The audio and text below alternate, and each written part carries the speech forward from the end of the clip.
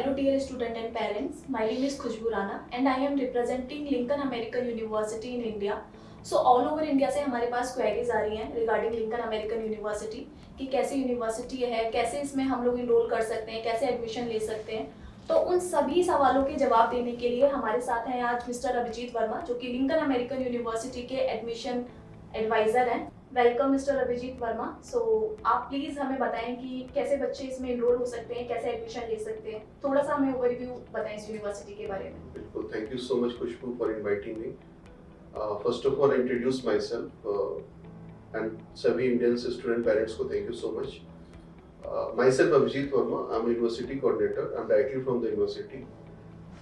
I am join the university जब हमारी university start हुई थी तब से मैं इस यूनिवर्सिटी के साथ जुड़ा हुआ हूँ। तो कब से ये स्टार्ट हुई है यूनिवर्सिटी 2016 में एस्टैब्लिश हुई थी, तब से मैं इस यूनिवर्सिटी के साथ में हूँ। हमारा भी फर्स्ट बैच भी पास आउट होकर आ गया, सेकेंड बैच भी रिसेंटली अभी एग्जामिनेशन दे रहे हैं। तो ओवरऑल यूनिवर्सिटीज का बहुत अच्छा एक्सपीरियंस है और इसमें बहुत सारे इंडियंस बच्चे भी ऑलरेडी, ना कि Indian students, we have all students are from the international sites like Nigeria, Ghana, USA, UK, Canada, Bangladesh, Ethiopia, Indian students are there. Can you tell me something about campus and facilities? First of all मैं एक overall बता देता हूँ आपको university के बारे में।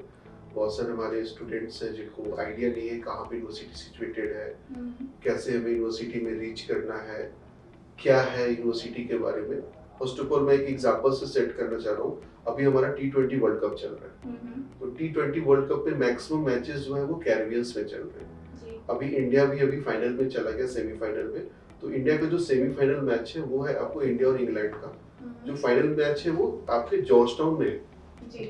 University जो सिचुएटेड है वो हमारे जॉर्जटाउन में। Georgetown is the capital of Guyana. तो अब अगर आप वर्ल्ड मैप में अगर देखें तो मैं एक एग्जांपल के तरीके से बताऊंगा।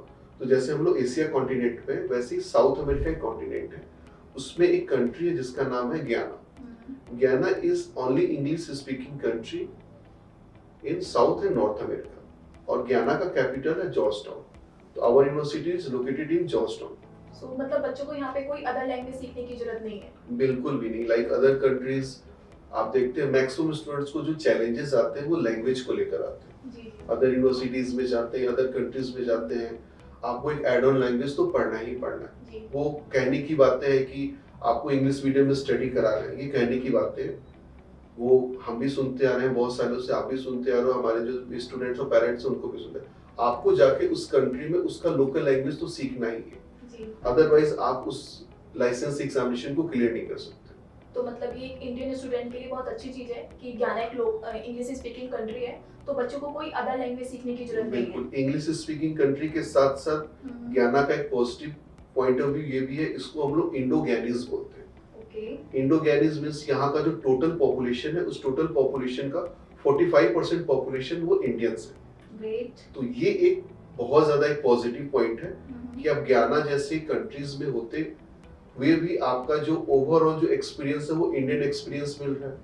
आपको यहाँ पे लैंग्वेज का कोई इशू नहीं है, आपको यहाँ पे फूड का कोई इशू नहीं है, आपको एजुकेशन का कोई प्रॉब्लम नहीं है। तो आप जैसे भी आपने बोला फूड का कोई इशू नहीं है, तो बच्चों को मतलब फूड इंडियन मेस अवेलेबल है वहाँ पर? मैंने अभी आपको बताया 45% पॉपुलेशन इंडियन है। तो जब 45% पॉपुलेशन इंडियन है तो ऑल ओवर इंडिया के लोग वहाँ पर अवेलेबल है।